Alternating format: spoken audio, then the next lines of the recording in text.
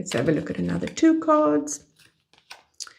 The 10 of Swords. This is something that is dead, done, over with. Can also be betrayal. Together with the High Priestess.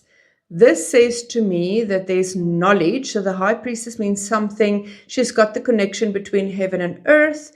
She's got the connection where the veil is thin behind her. She can see information from the other side. She's really a knowledgeable person in touch with the universe.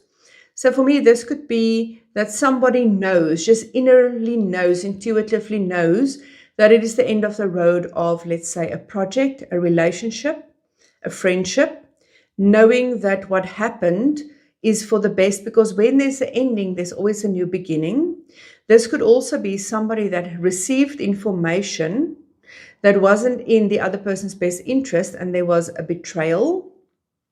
Somebody that used knowledge that they were not supposed to be for their own benefit and to really put a knife in somebody else's back.